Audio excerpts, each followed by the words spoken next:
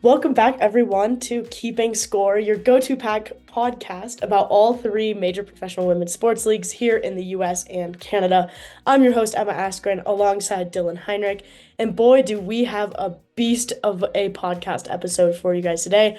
We're covering the entire history of the NWSL from the 1999 Women's World Cup up until now, as I like to call it, the silly season of the NWSL. So, this is going to be a very long episode, most likely. So, strap those seatbelts in, buckle up, and let's go ahead and get started. Yeah, there will not be a lot of these podcasts, but if you want to understand the history of women's sports and really dive into what we're talking about here, you got to know the history, which is why we're going to take it back 25 years at this point, which kind of feels crazy. 1999, before either of us were born, women's soccer in North America was really just getting started when it was hosted in the US of A. Three in the East Coast, there was Boston, New York, and then the Jack Kent Cooke Stadium in DC. Then four on the West Coast where things are notably huge. Civic Stadium in Portland, Spartan Stadium in San Jose, Stanford Stadium in San Francisco, and then the Rose Bowl in LA/Pasadena, which again, everyone knows where the Rose Bowl is. It's a historic venue. And then Chicago is like the one Midwestern one, Soldier Field. And then the final was eventually held in the Rose Bowl at a sold out stadium and sent women's soccer like into the stratosphere. Everyone knows it from the Brandy Chastain PK shootout, just an all-timer moment in not only women's soccer, but women's sports in general. This was like, again, like Dylan mentioned, this launched women's soccer and overall women's sports into the stratosphere. It was a huge thing. They actually weren't even planning to host the final at the Rose Bowl. There was such a high demand by the US soccer fans that the US women's national team, as we like to call them, they're called the 99ers. And the US women's national team, the 99ers, approached the USSF, the US Soccer, the United States Soccer Federation, and said, "Hey, there's a demand. We can sell out the Rose Bowl," and they did. So that's just my 2 cents on this whole thing. The 1999 Women's World Cup, there's a whole documentary on it. Go watch it. It's amazing. And yeah, this was just the kickstart moment, haha, kickstart moment for women's soccer in America. God, that's like one of my types of jokes. But no, for real, the Rose Bowl, the 99 World Cup was amazing, but it wouldn't have been complete without that final being played in the Rose Bowl. Just such a unique part, like you mentioned, of that history, really fighting for that World Cup to play in the Rose Bowl, and then they sell it out. Just a crazy, crazy time. Yeah, And it's so, definitely one of those examples of just women knowing they can do something incredible. And I mean, Brandy Chastain, shout out to that incredible picture. That is still viral on the internet. And yeah, I just watch that PK anytime I want to feel empowered. such a special moment. And that PK, and again, like we mentioned, that World Cup in general really helped spark the Women's United Soccer Association, which was the first ever pro women's soccer league in America, which again, built from the huge success of the 99ers from the World Cup. There were sorry if I can do math, eight inaugural teams, four on each side, that had media deals with CNN, TNT, PAX, and then eventually ESPN2. So a lot of major companies that were investing in this. There were the Atlanta Beat, the Boston Breakers, the Carolina Courage, the New York Power, Philadelphia Charge, San Diego Spirit, San Jose Cyber Rays, and the Washington Freedom. So a good bit of diversity there. You got some on the West Coast, some on the East Coast, little bit of everything. The league ran for 3 years, which folded, unfortunately, due to lack of funding. Neither television or attendance ratings could really meet the forecast they were hoping to.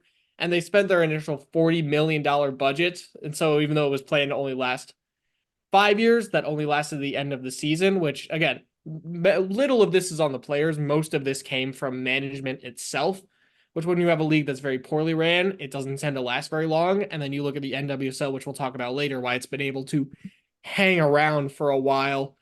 Players took salary cuts up to 30% to really try and keep this league around, but it couldn't stick around. Again, like I mentioned, the players weren't really the problem. It was kind of everything else.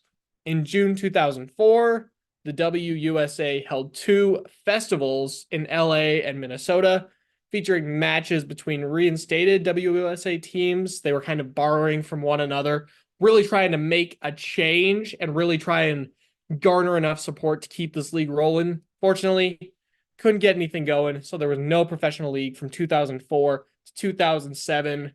While we weren't really around for the existence of the WSA, what have you learned through your research, Emma? I mean, it just goes to show, like you mentioned, this wasn't the players' fault. The players were doing everything right. And I mean, the WUSA did have those media deals. They had TNT and CNN from 2001, PAX from 2002 to 2003, and they even got ESPN2 on the docket for 2003. So it just goes to show that, this wasn't really the fault of the players. They had star players like Brandy Chastain, Mia Hamm, Julie Foudy. All of the 99ers were a part of this. And speaking of those players that took the salary cuts of up to 30%, those weren't the lower end players. Those were the 99ers taking those salary cuts because they wanted this league to stick around. And it's just so disappointing that this league couldn't last, but it is incredible to see just how far we've grown with the NWSL gaining such high viewership now on TV, breaking attendance records, all of those sorts of things. So it's really incredible to see just the growth that women's soccer has been able to achieve since 2000. Um, Moving on, like Dylan said, we'll move on to the women's professional soccer. Kind of a silly little name. It's called the WPS. It was originally announced in June of 2006, and it was announced by the Women's Soccer Initiative Incorporated. So they announced the relaunch of this league for the 2008 season. So that's a 2-year advance for fans, which is something that is we've debated with the announcement of the PWHL. We've kind of debated back and forth of, well, do we want more time or do we want a shorter time span to kind of get fans riled up? But even though it was listed to start for the 2008 season. League play actually got pushed back a year, which we'll talk about because of the spring 2008 Olympic Games. I'm sorry, the summer 2008 Olympic Games and the 2007 Women's World Cup. So in order to not lose players to either of those events, they decided to push the league inaugural match to 2009, which is something that is a little disappointing, but also very understandable given the time frame of everything going on. The teams were complicated to say the least, so I will do my best to explain this. There were an original 6 teams announced, with 5 official cities being listed and then an unnamed city. So the first 5 official cities were Chicago, Dallas, Los Angeles, Washington, Washington, D.C., and St. Louis. So Washington was, I believe, in Tacoma. It wasn't, in my research, there wasn't a lot of specificity there, but I believe they were playing in Tacoma at that time. So again, that's Chicago, Dallas, LA, Washington, Washington, D.C., and then St. Louis, alongside another unnamed city that was announced at a later date. That later date came in 2008 when actually 3 more cities were announced. So that was Boston, New Jersey/New York, and then Philadelphia. So Philadelphia was announced in 2008 as an expansion team for the 2010 season. So Boston and New Jersey and New York were for the 2008 season. Philadelphia was for the 2010 season for 2 years in advance. So rather than just having 6 teams now, there were actually 7 teams being announced. So kind of interesting numbers there. Normally we see an even number of teams being announced in an inaugural league, but I guess the WPS just tried to do something a little different. San Diego was announced as the 8th team for this inaugural season. So they didn't actually try to do something different. But it ended up being 7 teams because Dallas did not end up materializing due to lack of funds, poor management, and poor administration choices. So Dallas ended up not being a team, and thus 7 inaugural teams were founded. So those teams, again, were the 5 original teams and then San Diego. Hopefully, we don't have too many questions there. I know that was a very complicated list. Again, any inaugural league like this is going to have a very complicated and rich history. So hopefully, I did my best to explain that there. Emma did a phenomenal job explaining it, but if you really want an in-depth look again of why Dallas folded, why there were only so many original teams, why they decided to add on teams later, feel free to do your own research. We're not going to go into an entire podcast just talking about the start of the WPS, which is no longer around, spoiler alert. But at a certain point, it's at the end of the day, it only kind of really matters so much how where the actual teams were. And at the end of the day, we're looking on to bigger and better things. So we'll go ahead and run through a little bit more about the WPS first. Yeah, so the WPS, like I mentioned, got pushed back to 2009. So that inaugural season in 2009 had a rough start, to say the least. The WPS was only able to accrue two sponsors, and teams only finalized rosters late into the preseason. So normally you have your preseason rosters finalized, and then you have your official rosters almost ready by the start of preseason. And so that was something that was definitely a rough start for the WPS. However, they were able to actually garner a lot of success throughout the season. So, despite a rough start, they actually had a very successful first season.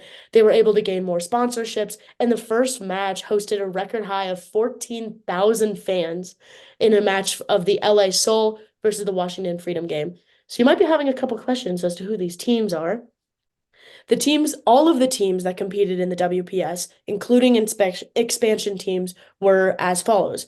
You've got the Atlanta Beat, fresh out of Atlanta, Boston Breakers, Chicago Red Stars, the FC Gold Pride, which was based in San Diego, the Los Angeles Soul out of LA, Magic Jack, which was out of Boca Raton, Florida, the Philadelphia Independence, obviously from Philly, Sky Blue FC, which was based in New Jersey, the St. Louis Athletica in St. Louis, Missouri, and then the Western New York Flash out of Rochester, New York. So 10 total teams, a couple of them folded, a couple of them moved down into a lower level league. There was a lot of moving around, but those were all of the teams that competed, in the WPS. So a lot of teams, surprisingly. But again, there were those six inaugural teams for the 2009 season. Yeah, when we look at the modern day NWSL, both the NWSL and the WNBA have more teams than the PWHL. And so while the PWHL, again, they made the decision to start small and get a little bit bigger and try and see what sort of fan base is out there, the WPS kind of went the opposite route. They just threw in a bunch of 10 teams, put them in all major markets spread out across the country and said, hey, good luck. And I mean, again, there was a decent market for it. Again, about 14,000 fans at that first match. But as you'll continue to get in through the rest of this, things didn't quite materialize with the WPS.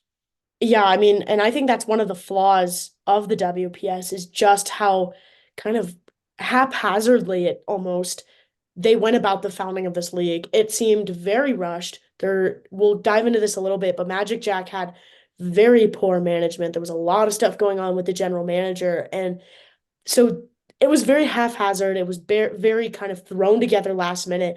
And honestly, it just kind of follows the attitude of a lot of people about women's sports is that we can push it to the side. We can just start it really with no care in the world almost. And it's really great to see the NWSL having a little bit more kind of focus and centrality to this. Moving on to that 2010 season, I mentioned how 2009 started off rough. Well, 2010 started off even rougher, but didn't get better. It just stayed rough. With the high of the previous season, with those 14,000 fans, like we mentioned, that didn't even continue into this next year. Advertising was lacking, management was poor, and people just didn't even know about these games. There were a lot of shifts within the league during the offseason. The LA Soul disbanded in 2010, and the St. Louis Athletica actually abruptly folded mid-season, which was really shocking. Like I mentioned, there was a lot of movement going on, and so that was really disappointing to see. Of course, the Washington Freedom ended up parting ways with their investors and actually announced publicly searching for new investors, which just goes to show the chaos of this WPS. The commissioner, Tanya Antonucci, stepped down at the championship game. So there was a lot of tea, a lot of drama, and a lot of murky water in this 2010 season of the WPS. That just goes to show leading into that 2011 season how hectic and how chaotic and how poorly managed almost every single one of these teams were. 2011 had a similar start to that 2010 season, but it marked the beginning of a new decade with four teams, the FC Gold Pride, Chicago Red Stars, Boston Breakers, and Washington all missing the payment deadline to the league. Payment deadlines were a new thing reinstated in the 2011 season because of the abrupt folding of the St. Louis Athletica. In an attempt to kind of manage that, the league tried to instate these payment deadlines, but none of the teams were able to make that on the first go around. The FC Gold Pride ended up folding, and Chicago Red Stars, despite being given a 30-day extension, ended up dropping down to a lower level league and moving to the Women's Premier Soccer League, a tier 2 league for women's soccer. Washington and Boston ended up actually being able to pay, which left only 6 teams for that 2011 season. So we went from a total of 8 to a total of 6. And it just, yeah, again, goes to show the chaos and lack of management of this WPS league. Luckily, there was the 2011 Women's World Cup. This brought a lot more attention back to United States soccer, especially following the United States women's national team performance at the tournament where they got second overall. There was a new attendance record set for a single game at the Western New York Flash versus Magic Jack game of 15,504 fans and a new attendance record for a WPS final for the Flash versus the Independence final game with 10,461 fans. So it was still kind of a hopeful season almost, but there were still all of these underlying factors like those two leagues dropping, like those two teams folding and dropping down, that it just really wasn't able to garner all of that success from that 2009 season. Despite those attendance records, the United States Soccer Federation put pressure on the WPS to find a sixth team in order to maintain that first division status. So the WPS was ranked as a Division One team, a Division One league, I'm sorry. And Magic Jack, again, going back to that poor management and the questionable actions of their general manager, was asked to be terminated from the league. However, Magic Jack, under new leadership, was later reinstated as the sixth team required to maintain the Division One status for the WPS. Um, Despite that reinstatement of Division One league status, the league folded on January 30th of 2012, unofficially, where it cited internal organization struggles as the primary cause, and then officially folded around April to May of 2012. And this could be alluded to an ongoing legal battle with the ex-franchise owner of Magic Jack, Dan Borislow, and the lack of resources invested into the league. So again, a lot of chaos. Dylan, do you have any thoughts on why this league folded? Yeah, I mean, when you look at like they were breaking all the records in terms of attendance in this new year, there was clearly an audience for it. The players wanted to make it happen, but like we mentioned with the earlier leagues, it just sometimes management gets in the way. When you look at things like even the old USFL or the old XFL for people who know a lot about American pro football, those spring leagues had a lot of support, they had a lot of money, but they just flared out very similarly to poor resources and poor management from the people who are actually trying to fund the whole thing. And like you mentioned, with the lawsuit, a lawsuit is always going to complicate things, especially one of that magnitude with that sort of level of people involved. And it's really taking away from the league and their resources and their time that they're trying to sink into the players. So as a result, I mean, the end of the day, it's been a huge shame, but as we'll get into later, the NWSL has absolutely learned from the mistakes of the WPS and kind of made a better version of the product. So in the long run, it's been quite helpful for the women's soccer in North America. 100%. I mean, we'll dive into this a little bit more, but one of the goals of the NWSL was to be a more sustainable league. And so they clearly did that by creating contracts, by creating salary caps, things like that that we'll go into. But yeah, it's just clear that the advertising, the management, and just the overall questionable actions of certain administrators in this league were clearly the downfall to the WPS. The players wanted it to happen, the fans wanted it to happen. So it's really just disappointing to see. We will go ahead and move on to the NWSL, so our beloved National Women's Soccer League. After the WPS officially folded in April of 2012, US Soccer actually held a roundtable discussion for what the future of women's soccer in America would look like. They brought in teams like the Chicago Red Stars and the Boston Breakers, as well as bringing in outside resources from both Canada and Mexico because some of their international team players had been playing in the WPS and didn't have a place to play. So by November, after much discussion, owners from both the Red Stars and the Boston Breakers, as well as US Soccer, had recruited an additional 6 teams. So that means they would have 8 total teams starting in this inaugural new league. It was also officially announced that a new professional league would start up. So in this November meeting, not only did they announce 8 teams, of course, they had to announce the start of a new professional league. They also said that players would be subsidized from Canadian, American, and national teams. So those 3 federations would pay for the salaries of those national team players, 24 from the US, 16 from Canada, and 12 to 16 from Mexico to aid the league teams in creating world-class rosters while staying under the salary cap. So those players who were allocated from US, Canadian, and Mexican national teams would be able to be paid by those national teams and save money, creating again a more sustainable environment for players to have actual careers playing with professional women's soccer. And so that way they could save money for the leagues and those teams in those leagues. And then the players would be distributed as evenly as possible among the 8 teams in an allocation process. After the 2020 season, however, it's important to note that the NWSL terminated its management contract with US Soccer in order to create more freedom and create more choices and opportunities for the league itself. Essentially, the NWSL prior to 2020 had been being run by US Soccer. It was a US Soccer League. It was restricting a lot of free agency opportunities and unrestricted free agency opportunities. So by terminating this contract, it would cost teams more money in that salary cap. Excuse me. But by 2020, the league was already like had clearly cemented its roots as a professional women's soccer league. And so they were able to terminate that contract and quit relying on US soccer.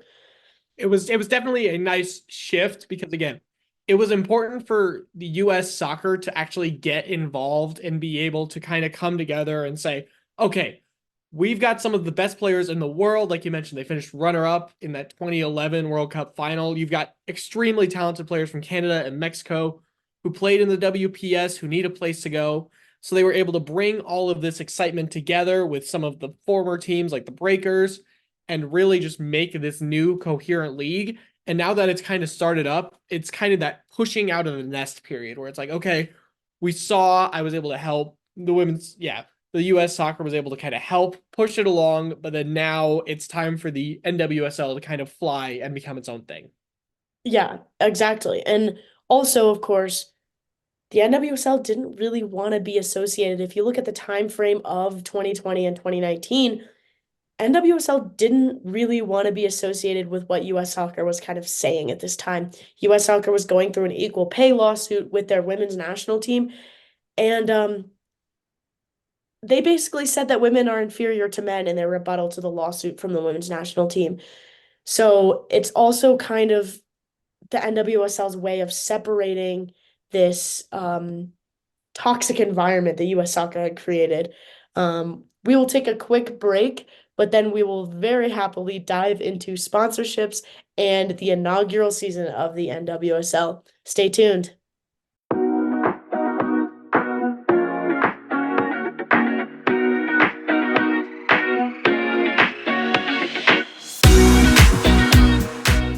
What is happening? Hold What? on.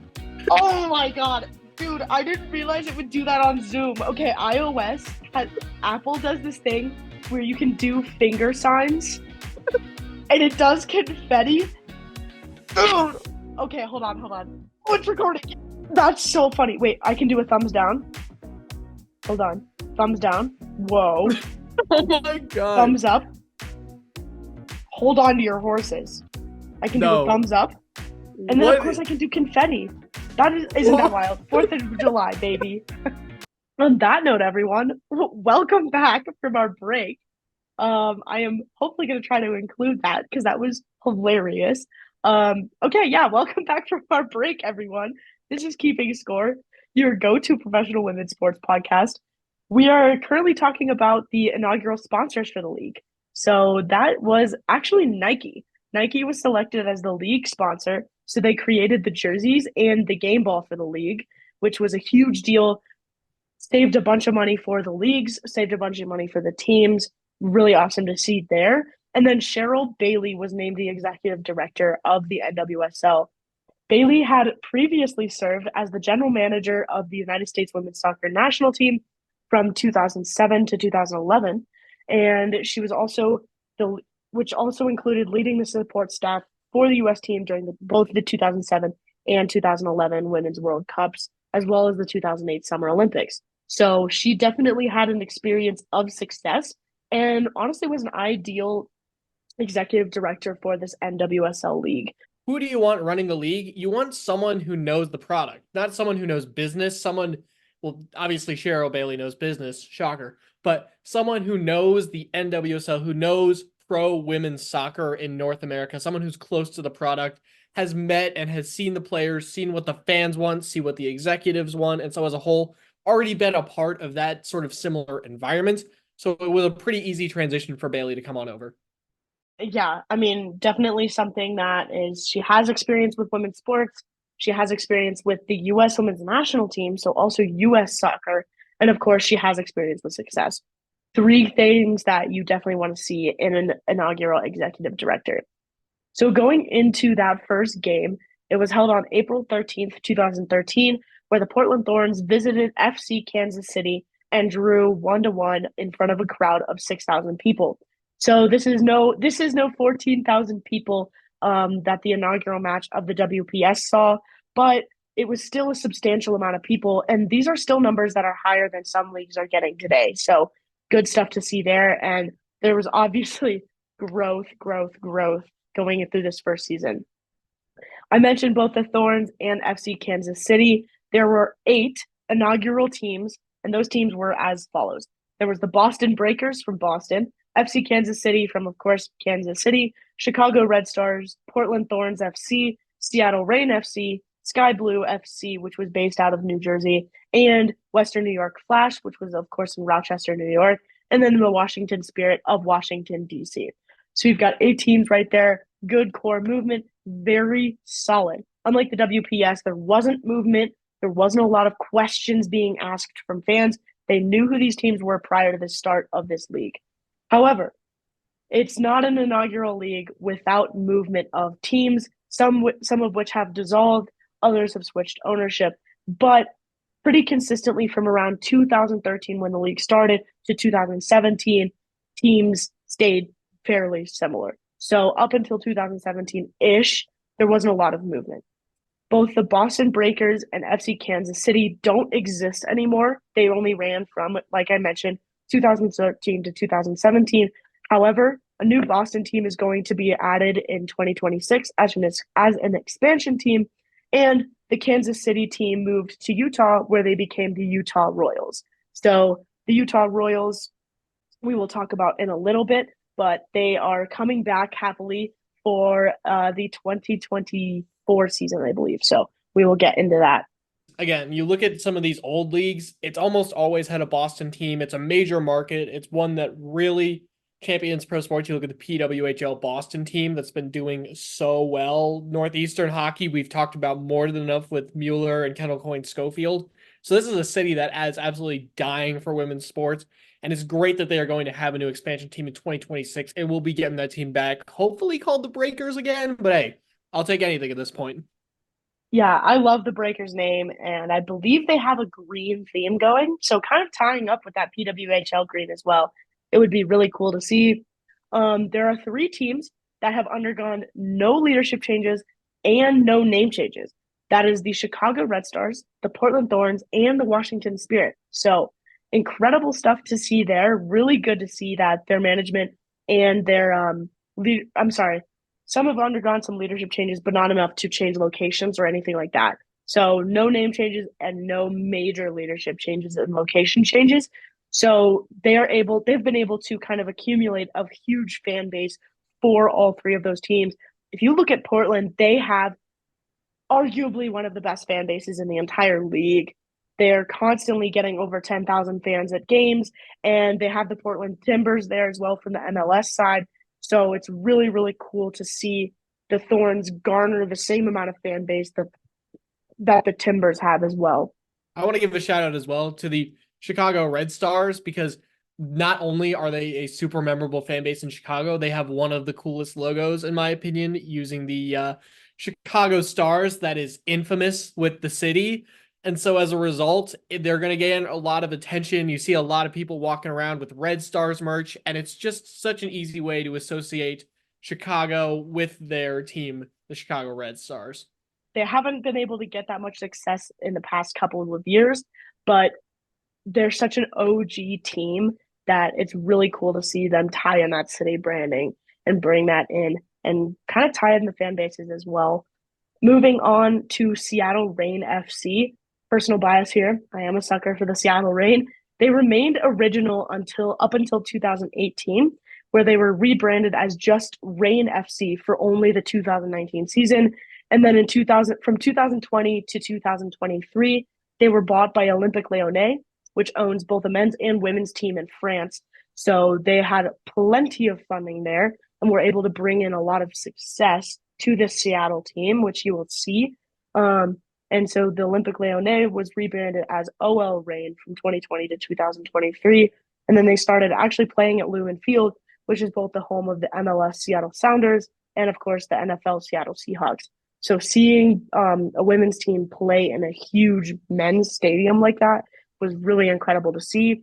Now in 2024, the Reign are back to their original branding as the Seattle Reign, which is something I am so stoked for and very excited to see because wasn't a fan of the all rain branding, I'll be honest.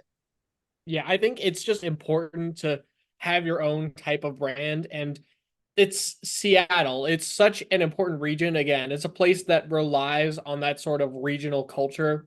The colors are still awesome, but I absolutely think that the new branding, the new look is just such an upgrade for the city. And I think it's something that fans are going to be dying for. Oh, the fans are dying for it and they're excited about it too. Also, with the Seattle Reign being an inaugural team, they have a huge rivalry with the Portland Thorns, and that is a match that is always something I look forward to watching because it's just crazy to see both of those teams go head to head and just literally get so physical.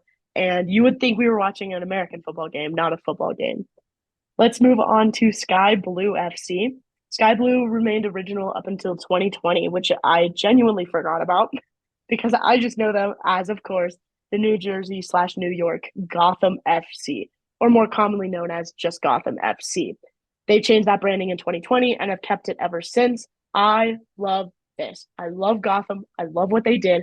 Ashlyn Harris is their like artistic creative director, whatever you want to call her. She was the former keeper for Gotham City, not Gotham City, Gotham FC. She was the former goalkeeper for them as well as the Orlando Pride. And so she has a soccer background. And then coming in as a creative director is really cool to see. And she's been able to bring in some huge partnerships and things like that for Gotham City. Yeah, I just love what they've done here. And of course, they're also the reigning NWSL champs. Go Baddies, baby. I mean, it's so awesome because it's such a nod to a famous, I mean, it's Batman, it's comics, it's something that people love. People associate Gotham with New York City, and these are the first two that really have sort of tied them together. And I love the slick black and like blue branding they have, and of course, the success. It feels like they are the ultimate bad guy, the ultimate final boss of the NWSL. Once you beat all these pieces, oh, look, you've got stacked FC slash Gotham FC waiting for you on the other side. Best of luck. I think Gotham has the Oh most my coherent goodness. brand in all of the NWSL. It's so good. I can't describe it. As I'm looking at the roster they just released for the U.S. Women's National Team for the, oh gosh, what is this? The Gold Cup, I believe it's called. Sound right? I believe it's called the Gold Cup. Yeah, they've got four players on the roster. Two forwards, one midfielder. So three players still extremely stacked, especially on the offensive side of the ball. This is going to be a team that is just going to outrace you all year. We'll get into more of that as we talk more about the modern day, but it's just they're so good. They're so much fun to watch, and they're going to be a force in the league for years to come. Oh, yeah. And even after losing a player like Christy Mewis to European soccer, they came back strong with their signings. Let's move on to the Western New York Flash. The New York Flash remained original until 2017, until they switched ownership and moved to North Carolina, where they rebranded as the North Carolina Courage. They've kept this branding so far.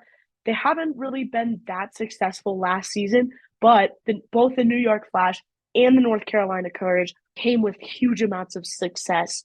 Paul Riley coached the New York Flash, and then he coached at the Carolina Courage, where he brought them to back consecutive winning seasons and very successful seasons at that. Yeah, they've really been like a phoenix rising from the ashes once again.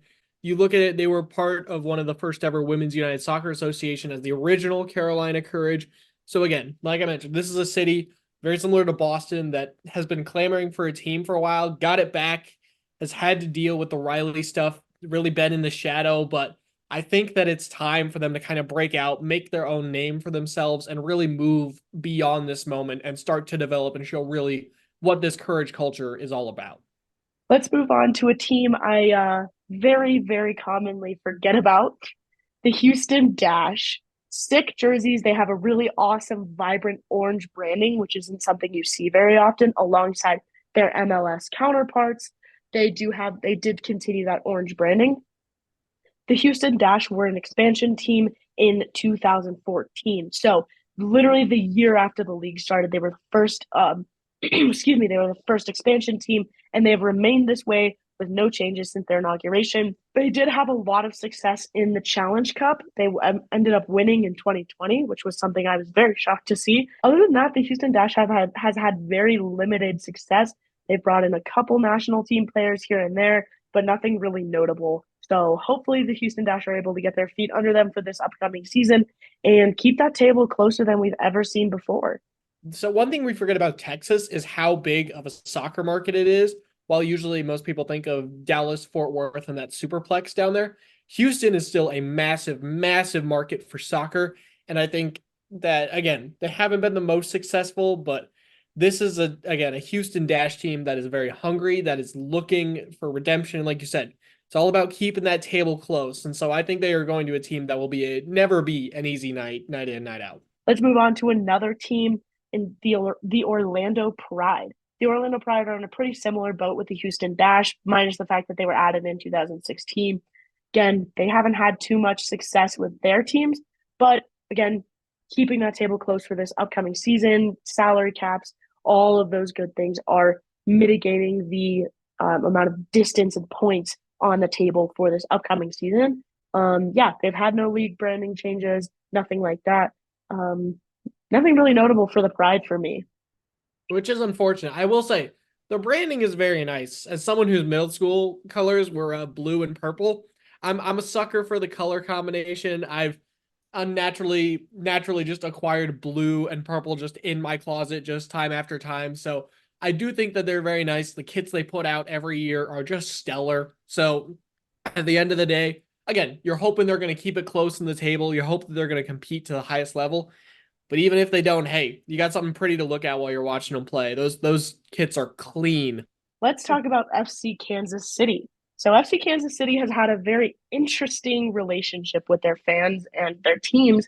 They originally folded, actually, and they were replaced by, of course, as I mentioned before, the Utah Royals. So, they moved down to Salt Lake City. People were upset by this move, but they were excited to have a team in a place that doesn't normally have a lot of professional leagues. So, it was super cool to see there. The ownership stayed in Salt Lake City from 2018 to 2020, but then folded again and moved back to Kansas City, forming the Kansas City Current in 2021. The Kansas City Current formally got branding. They were just Kansas City in 2021. They formally got branding as the Current in 2022, and they've remained this way ever since. Something notable for the Kansas City Current is that they're building the first soccer stadium designed specifically for a professional women's soccer team. That is something that they've been hyping up that I can't wait to see.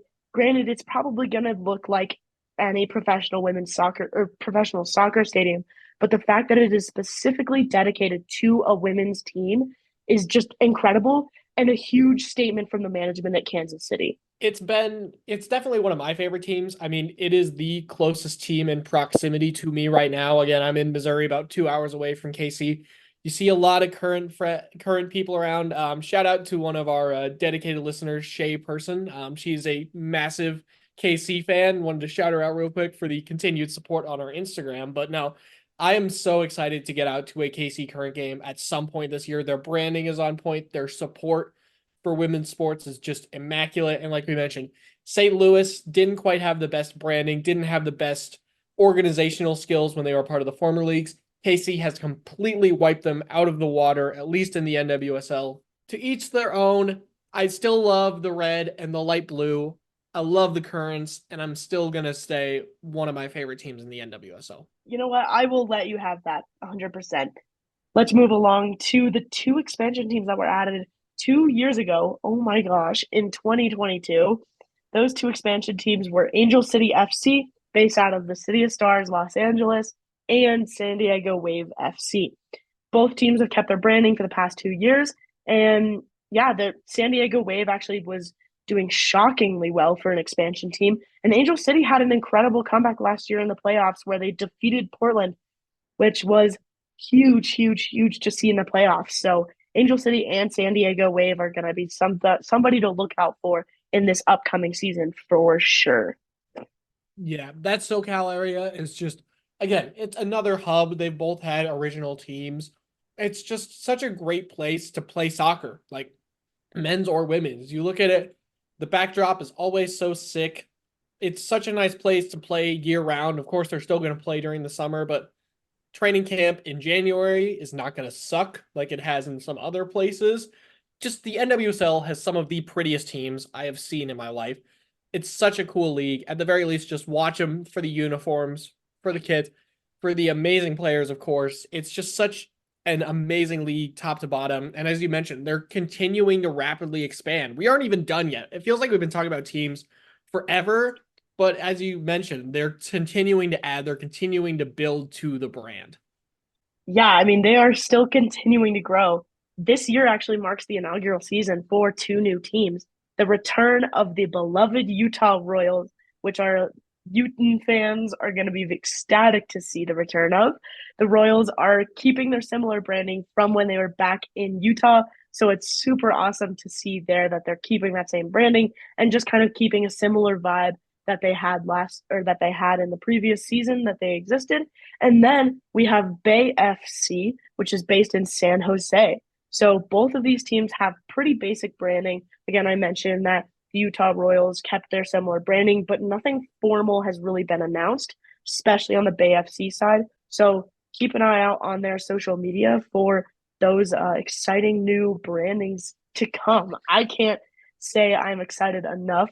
And then 2024 also marked the announcement of a new expansion team in Boston. Like I mentioned before, Boston is going to have an expansion team in 2026. I don't believe there are going to be any expansion teams for 2025. So keeping our brains at ease a little bit for that 2025 season. But 2026 will have the expansion team in Boston, as well as potentially another league, or I'm sorry, another team that has yet to be announced. Yeah, this is a league again. It's only continuing to grow. We look at the other ones and they were constantly shrinking. This one is actively growing. I mean, as I'm counting the list right now, 5, 6, 7, 8, 9, 10, 11, 12, 14 teams currently in the league, which is the most of any of the three leagues we cover. So we're definitely going to have our head swamped trying to keep all the results and all the players straight compared to something like the PWHL where there's only 6 teams. But that's a great problem to have. I mean, the more women's sports we get to talk about in this show, the better. The more players we get to highlight, the more individual people and markets that are going to care about it. And again, while it is still only in the States, we don't quite have a team in Vancouver or in Toronto yet, or even Mexico City, like Emma, fingers crossed.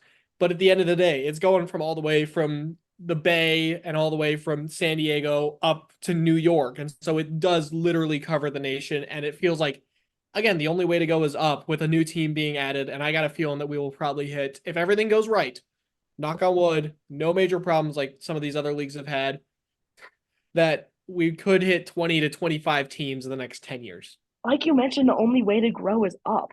So I'm super excited to see these new expansion teams in Bay FC and the Utah Royals. And then in 2026, with Boston being added in. Yeah, I think that covers it for the history and the current teams of the NWSL. Let's talk about the present day stuff. First off, we're still in the preseason. We still have a lot to go. We still have a month ish to go before games start.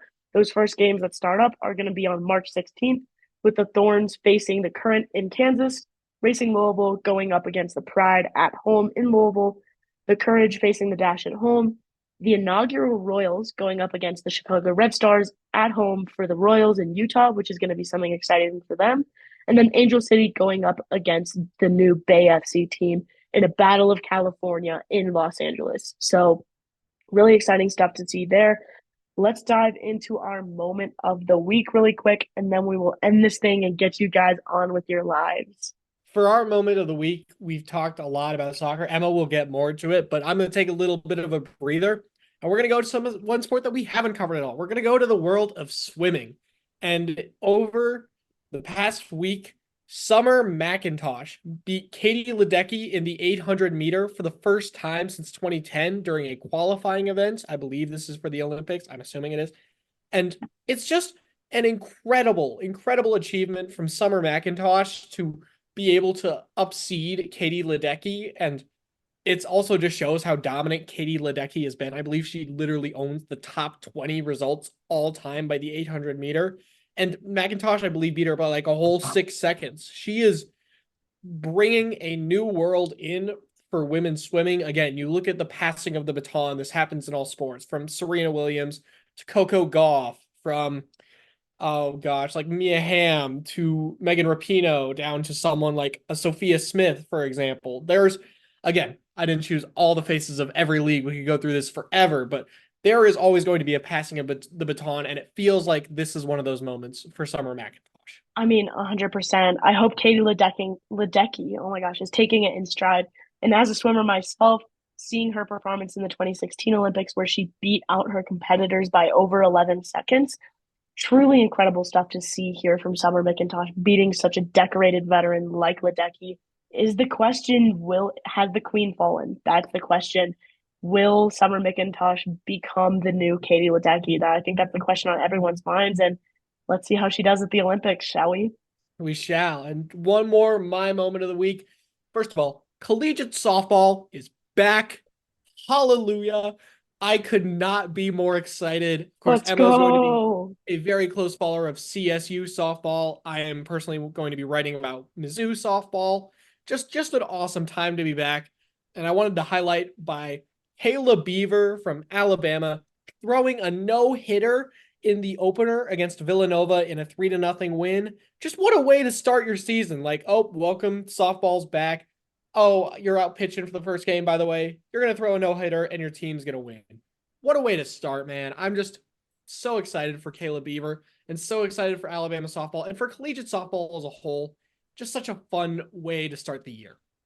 Oh my gosh. I mean, what a way for Bama to start off their season. Talk about it. Incredible stuff from both of them. So, you know how we all like to cover the professional women's sports leagues? Well, our job might have just gotten harder. The USL Super League just got announced today, actually, that 5 hours ago, actually, that there are going to be that they have been upgraded to first division status. So guess what, guys? There are now two professional women's soccer leagues in North America. So we have the USL Super League and then of course the NWSL. So the USL Super League received Division 1 sanctioning from the US Soccer Federation. The NWSL actually released a statement. I think they're trying to go for the angle that the NWSL will be a bit more competitive than the USL. We will see. So the NWSL statement reads as follows. As the most competitive women's league in the world, there are limited roster spots available in the NWSL. More opportunities to compete professionally is a good thing, and we're interested to see how a new league might contribute to the continued growth of our game. So very clearly positive stuff from the NWSL, and the chairman has come out and said some stuff too, Lisa Berman. I am so excited to see this new league. Their inaugural season is set to kick off in August of 2024, so keep an eye out for that. I'm sure we will be talking about it a little bit depending on what our calendars look like. Other than that, I think that covers our moment of the week. Anything to add there? I will say, first of all, major shout out to you. They are going to have a Lexington team in the USL, which will be Dude, spectacular. There's a bunch of these I'm teams so where excited. I'm they're so going to excited. places like Dallas, Fort Worth, like I mentioned, a major market, Brooklyn, Spokane, a lot of these places that maybe do already have one within the state limit or driving limit for the NWSL. but really kind of bringing those markets closer to home, saying, okay, here are these hot spots. Here are some of the people who have already been making that couple-hour drive to go see the NWSL team. Now let's add a USL team and a kind of little bit of the off season. And I am very excited. We'll see how we want to cover it. Again, you look at leagues like this, the PVF in terms of volleyball, which we haven't been talking about the show. It's still going on. It's so cool to see all these new leagues starting up almost in sync with our podcast. Someone call it serendipitous. I definitely would. On that note, guys, thank you so much for tuning in. That is all we have for you guys today. This has been Keeping Score, of course, a professional women's sports podcast. Make sure to follow us on all of our social medias, like, subscribe, and if you guys have watched on YouTube all the way to the end of this video, be sure to leave a comment on where you want to see the NWSL expand to. We will be watching for those comments. We will be replying. So thank you so much for watching / listening wherever you get your podcast, and we will see you guys next week.